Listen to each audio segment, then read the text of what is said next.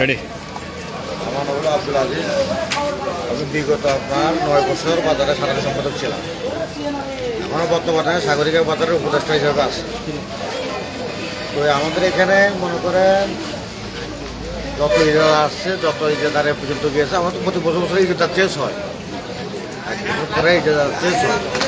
Change হওয়ার পরে আমরা মনে করেন বাজার কমিটি কিন্তু সারা জীবন এখানে থাকি যাবে, ইজাদার চেঞ্জ হবে।